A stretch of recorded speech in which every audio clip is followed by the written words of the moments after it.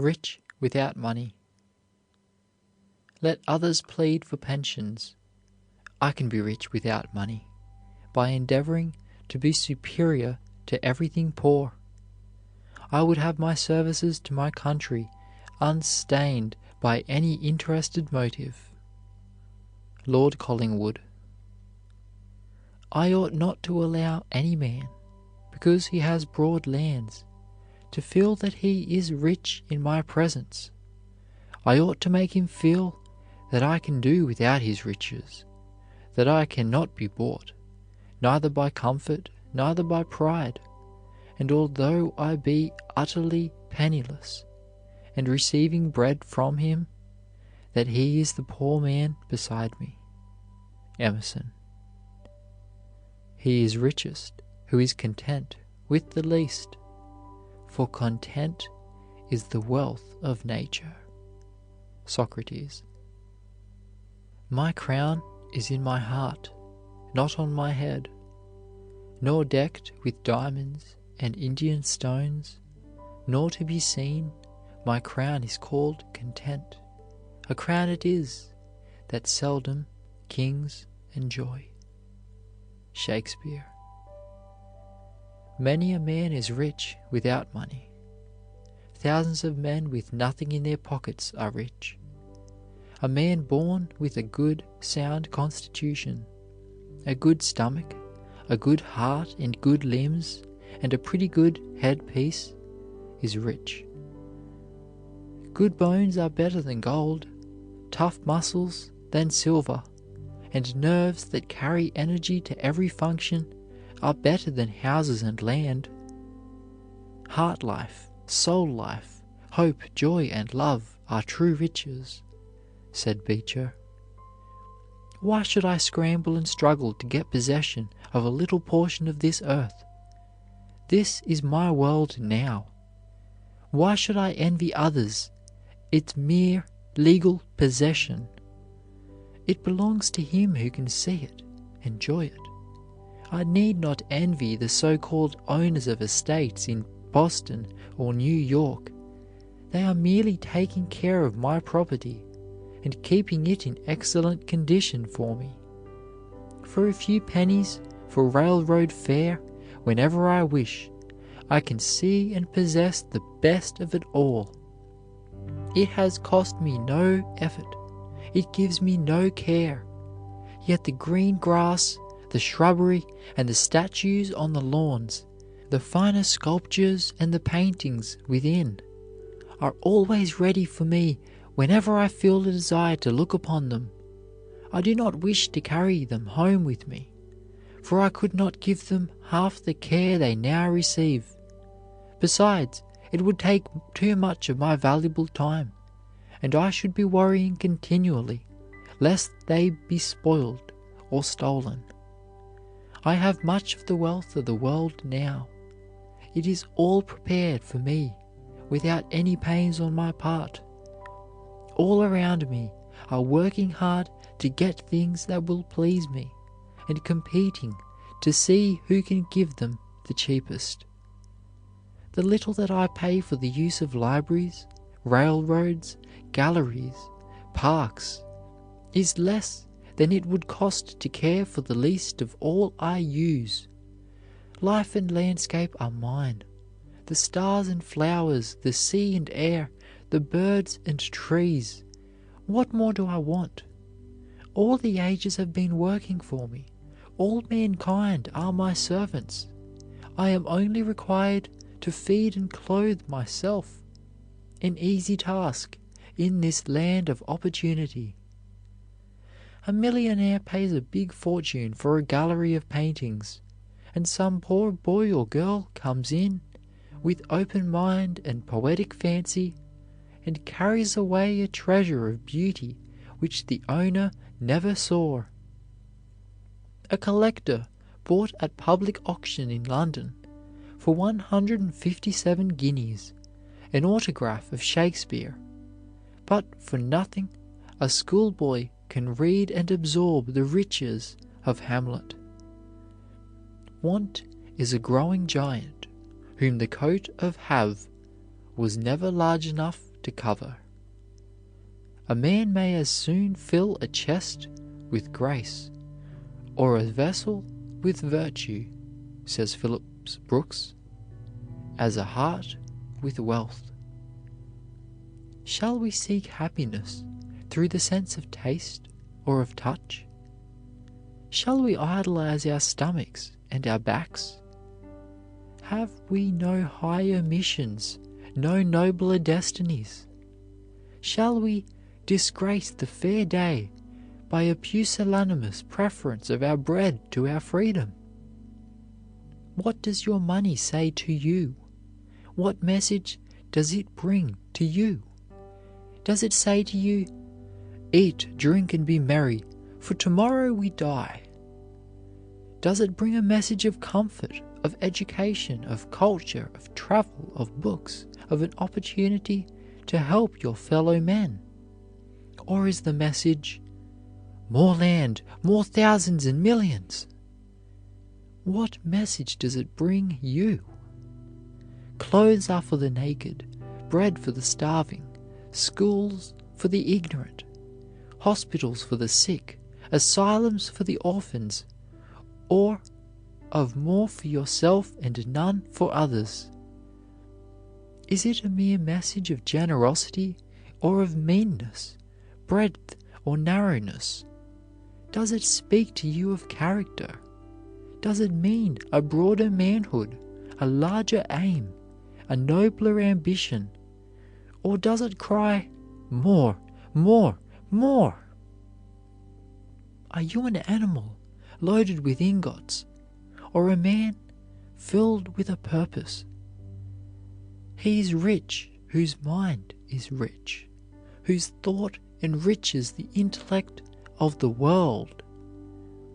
A sailor on a sinking vessel in the Caribbean Sea eagerly filled his pockets with Spanish dollars from a barrel on board, while his companions, about to leave in the only boat, begged him to seek safety with them.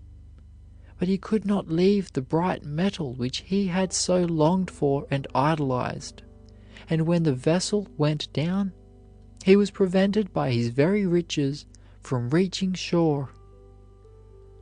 "Who is the richest of men?" asked Socrates. "He who is content with the least, for contentment is nature's riches." In More's Utopia, gold was despised. Criminals were forced to wear heavy chains of it, and to have rings of it in their ears. It was put to the vilest uses to keep up the scorn of it. Bad characters were compelled to wear gold headbands. Diamonds and pearls were used to decorate infants, so that the youth would discard and despise them. Ah, if the rich were as rich as the poor fancy riches, exclaims Emerson. In excavating Pompeii, a skeleton was found with the fingers clenched around a quantity of gold. A man of business in the town of Hull, England, when dying, pulled a bag of money from under his pillow, which he held between his clenched fingers with a grasp so firm as scarcely to relax under the agonies of death. "O blind and wanting wit to choose, who house the chaff and burn the grain, who hug the wealth ye cannot use, and lack the riches all may gain. Poverty is the want of much, avarice the want of everything." A poor man, while scoffing at the wealthy for not enjoying themselves, was met by a stranger who gave him a purse, in which he was always to find a ducat. As fast as he took one out, another was to drop in, but he was not to begin to spend his fortune until he had thrown away the purse. He took ducat after ducat out, but continually procrastinated and put off the hour of enjoyment until he had got a little more, and died at last, counting his millions. A beggar was once met by Fortune, who promised to fill his wallet with gold, as much as he might desire, on condition that whatever touched the ground should turn at once to dust. The beggar opened his wallet, asked for more and yet more, until the bag burst. The gold fell to the ground, and all was lost. When the steamer Central America was about to sink, the stewardess, having collected all the gold she could from the staterooms and tied it in her apron, jumped for the last boat leaving the steamer. She missed her aim, fell into the water, and the gold carried her down head first. Franklin said money never made a man happy yet. There is nothing in its nature to produce happiness. The more a man has, the more he wants. Instead of filling a vacuum, it makes one. A great bank account can never make a man rich. It is the mind that makes the body rich. No man is rich, however much money or land he may possess, who has a poor heart. If that is poor, he is poor indeed, though he own and rule kingdoms. He is rich or poor according to what he is, not according to what he has. Some men are rich in health, in constant cheerfulness, in a mercurial temperament, which floats them over troubles and trials enough to sink a shipload of ordinary men. Others are rich in disposition, family, and friends. There are some men so amiable that everybody loves them, so cheerful that they carry an atmosphere of jollity about them. The human body is packed full of marvelous devices, of wonderful contrivances, of infinite possibilities for the happiness and enrichment of the individual. No physiologist, inventor, nor scientist has ever been able to point out a single improvement, even in the minutest detail, in the mechanism of the human body. No chemist has ever been able to suggest a superior combination in any one of the elements which make up the human structure. One of the first great lessons of life is to learn the true estimate of values. As the youth starts out in his career, all sorts of wares will be imposed upon him, and all kinds of temptations will be used to induce him to buy. His success will depend very largely upon his ability to estimate properly, not the apparent, but the real value of everything presented to him. Vulgar wealth will flaunt her banner before his eyes and claim supremacy over everything else. 1,000 different schemes will be thrust into his face with their claims for superiority. Every occupation and vocation will present its charms and offer its inducements in turn. The youth who would succeed must not allow himself to be deceived by appearance, but must place the emphasis of life upon the right thing. Raphael was rich without money. All doors opened to him, and he was more than welcome everywhere. His sweet spirit radiated sunshine wherever he went. Henry Wilson, the sworn friend of the oppressed, whose one question as to measures or acts was ever, "Is it right? Will it do good?" was rich without money. So scrupulous had this Natick cobbler been not to make his exalted position a means of worldly gain, that when he came to be inaugurated as vice president of the country, he was obliged to borrow of his fellow senator, Charles Sumner, $100 to meet the necessary expenses of the occasion. Mozart, the great composer of the Requiem, left barely enough money to bury him, but he has made the world richer. A rich mind and noble spirit will cast over the humblest home a radiance of beauty which the upholsterer and decorator can never approach. Who would not prefer to be a millionaire of character, of contentment, rather than possess nothing but the vulgar coins of a Croesus? Whoever uplifts civilization, though he die penniless, is rich, and future generations will erect his monument. An Asiatic traveler tells us that one day he found the bodies of two men laid upon the desert sand beside the carcass of a camel. They had evidently died from thirst, and yet around the waist of each was a large store of jewels of different kinds, which they had doubtless been crossing the desert to sell in the markets of Persia. The man who has no money is poor, but one who has nothing but money is poorer. He only is rich who can enjoy without owning. He is poor who, though he have millions, is covetous. There are riches of intellect, and no man with an intellectual taste can be called poor. He is rich as well as brave, who can face compulsory poverty and misfortune with cheerfulness and courage.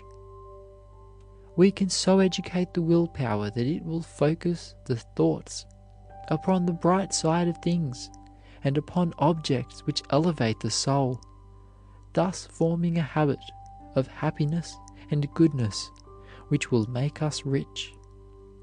The habit of making the best of everything and of always looking on the bright side is a fortune in itself. He is rich who values a good name above gold. Among the ancient Greeks and Romans, honor was more sought after than wealth.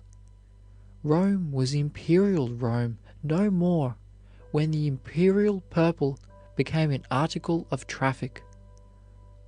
Diogenes was captured by pirates and sold as a slave. His purchasers released him, giving him charge of his household and of the education of his children. Diogenes despised wealth and affectation, and lived in a tub. "Do you want anything?" asked Alexander the Great, greatly impressed by the abounding cheerfulness of the philosopher under such circumstances. "Yes," replied Diogenes, "I want you to stand out of my sunshine, and not take from me what you cannot give me." "Were I not Alexander," exclaimed the great conqueror, "I would be Diogenes." "Do you know, sir," said a devotee of Mammon to John Bright, "that I am worth $1,000,000 sterling?" "Yes," said the irritated but calm-spirited respondent, "I do, and I know that it is all you are worth." What power can poverty have over a home where loving hearts are beating with a consciousness of untold riches of the head and heart?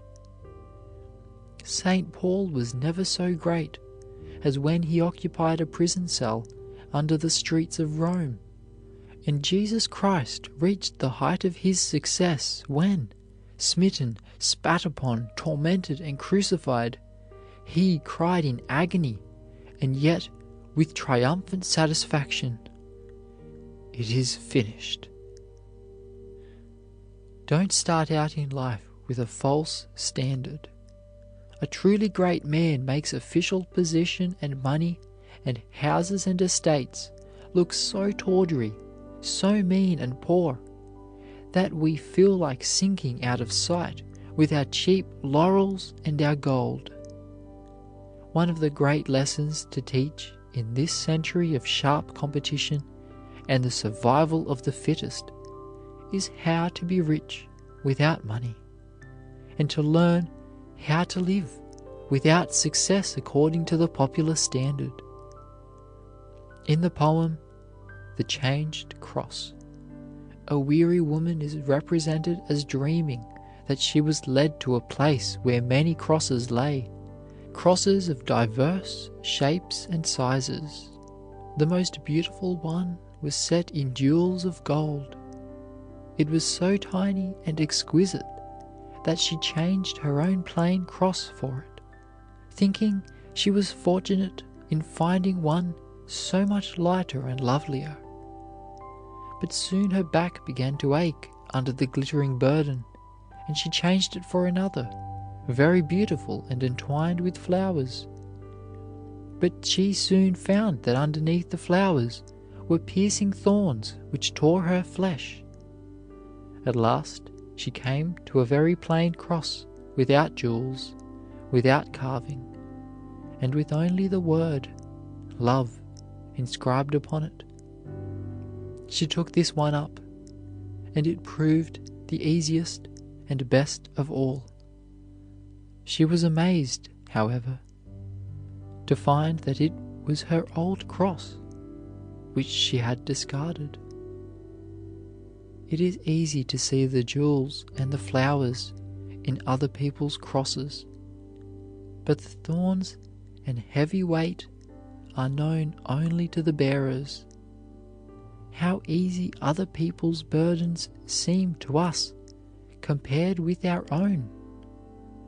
We do not realize the secret burdens which almost crush the heart, nor the years of weary waiting for delayed success, the aching heart's longing for sympathy, the hidden poverty, the suppressed emotion in others' lives. William Pitt, the great commoner, considered money as dirt beneath his feet, compared with the public interest and public esteem. His hands were clean. The object for which we strive tells the story of our lives. Men and women should be judged by the happiness they create in those around them. Noble deeds always enrich, but millions of mere dollars may impoverish. Character is perpetual wealth, and by the side of him who possesses it, the millionaire who has it not seems a pauper. Invest in yourself, and you will never be poor. Floods cannot carry your wealth away. Fire cannot burn it. Rust cannot consume it. If a man empties his purse into his head, says Franklin, no man can take it from him. An investment in knowledge always pays the best interest. However it be, it seems to me, 'tis only noble to be good. Kind hearts are more than coronets, and simple faith than Norman blood. Tennyson. Recording by Luke Sartor, Brisbane, Queensland.